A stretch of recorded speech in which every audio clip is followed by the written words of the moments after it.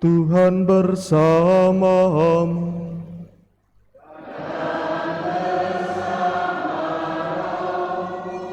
Inilah Injil suci menurut Matius.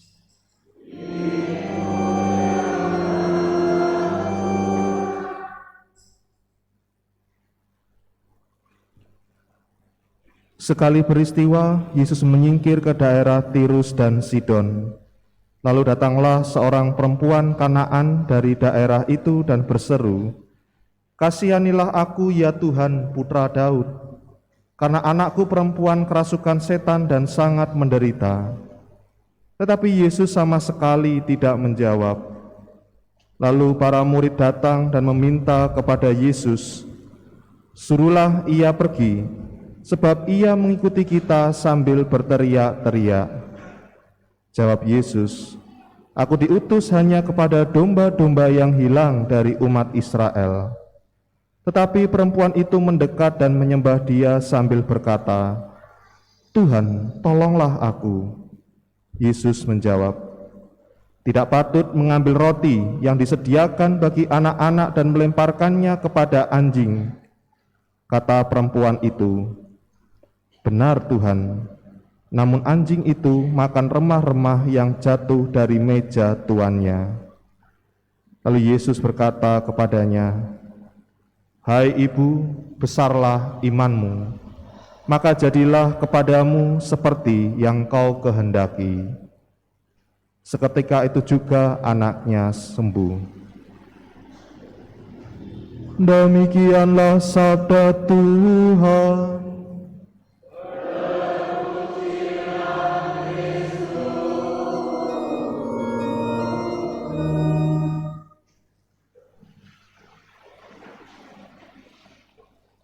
Saudari-saudara yang dikasihi oleh Tuhan Yesus, gereja kita, gereja Katolik, memiliki banyak tempat ziarah, khususnya ziarah Gua Maria.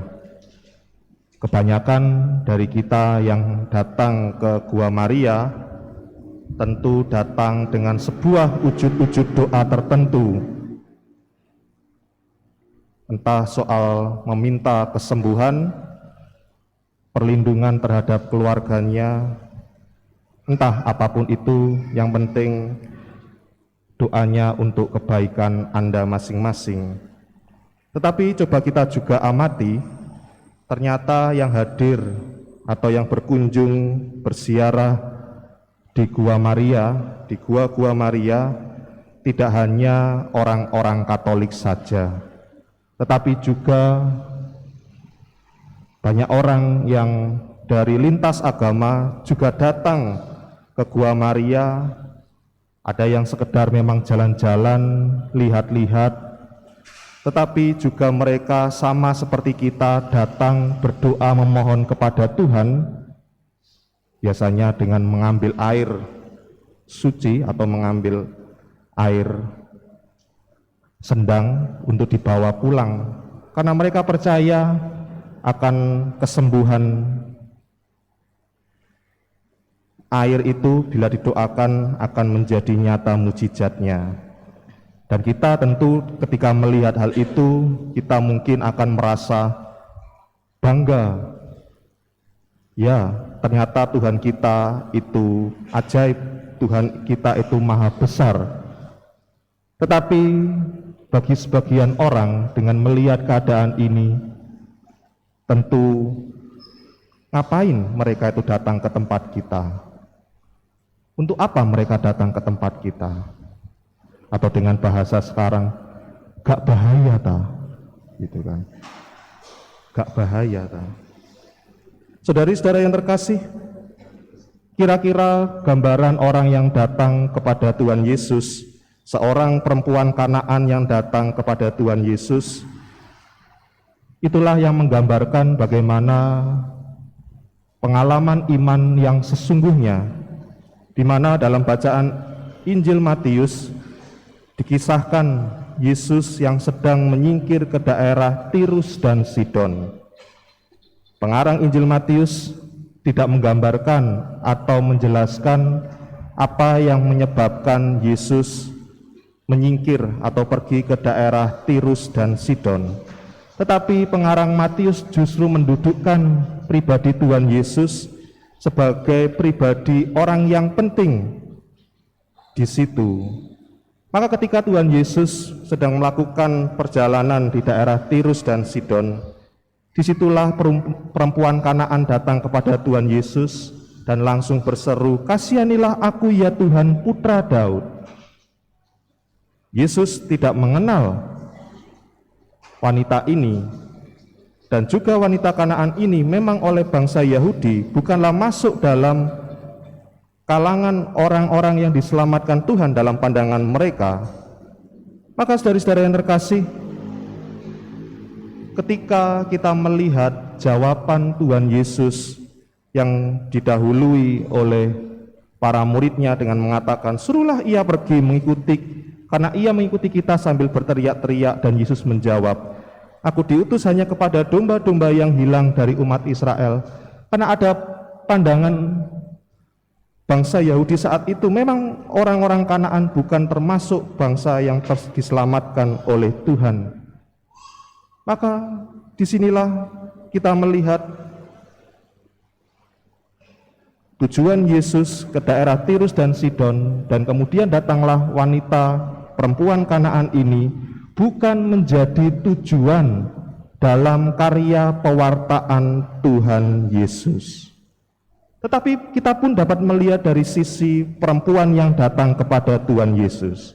Meskipun ia bukan bangsa Yahudi, ia adalah orang Kanaan, tetapi ia mempunyai kepercayaan soal datangnya Mesias di dalam kehidupannya, dan perempuan ini melihat bahwa Yesus adalah Sang Mesias itu yang datang ke dunia. Maka meskipun ada banyak halangan yang ia hadapi saat itu, ia tetap datang kepada Tuhan Yesus. Dan saya coba bayangkan dengan penuh perjuangan dan penuh kerelaan perempuan ini datang kepada Tuhan Yesus, "Tuhan, tolonglah aku." Dan Yesus kembali mencobai iman wanita ini, apakah dia sungguh-sungguh percaya dirinya adalah Mesias, Sang Penyelamat dunia itu.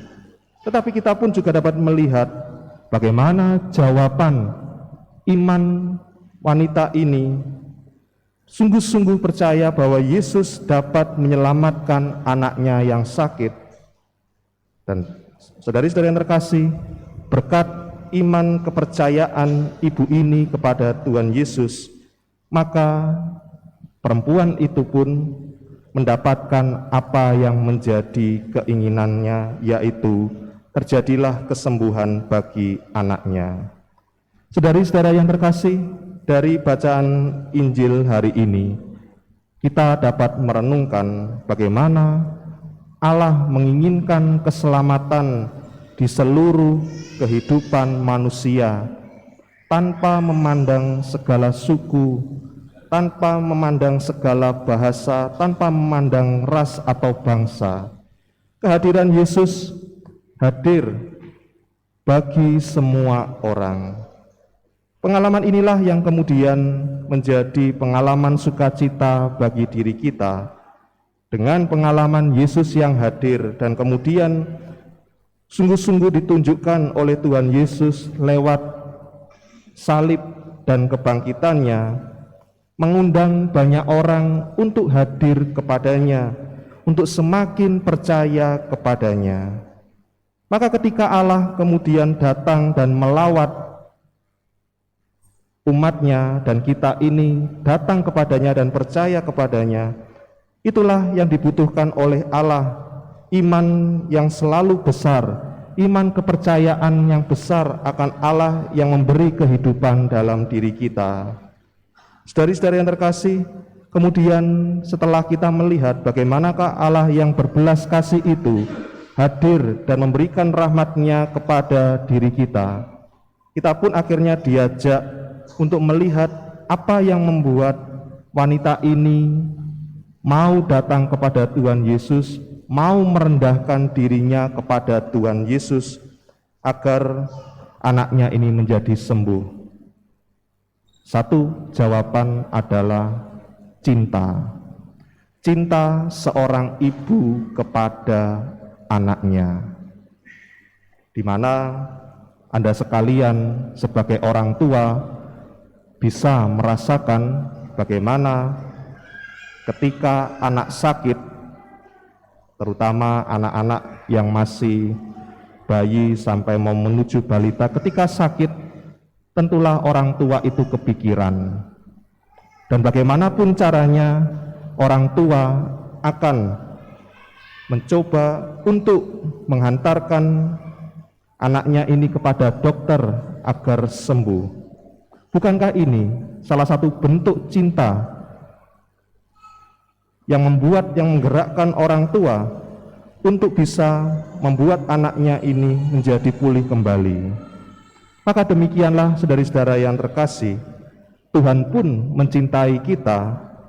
Tuhan Yesus mencintai kita karena Tuhan Yesus sungguh-sungguh mencintai diri kita melebihi kasih dari orang tua kepada anaknya. Dan memanglah benar gambaran Allah yang mencintai umatnya seperti Bapa yang mencintai anaknya memang sungguh-sungguh ditunjukkan, karena tanpa demikian kita tidak mungkin dapat memahami bagaimana pengalaman Allah yang sungguh hadir di dalam pengalaman hidup kita. Maka saudara-saudara yang terkasih, dengan pengalaman Allah yang mengasihi diri kita dengan sepenuh hati, akhirnya kita pun diajak untuk menjadi saksi bagi karya keselamatan Tuhan, belas kasih Tuhan yang boleh kita terima hingga saat ini. Apapun yang kita kerjakan, asalkan itu menumbuhkan buah-buah Roh Kudus, damai, sejahtera, kesabaran, kebersatuan, itulah kemudian yang membuat kita sungguh-sungguh berkenan di hadapan Allah. Semoga dengan bacaan-bacaan suci hari ini membuat kita semakin percaya akan kuasa Allah yang hadir dalam pengalaman hidup kita, dan akhirnya kita diutus untuk menjadi saksi akan karya keselamatan Tuhan di dalam diri kita bagi semua orang. Berkat Tuhan menyertai kita sekalian.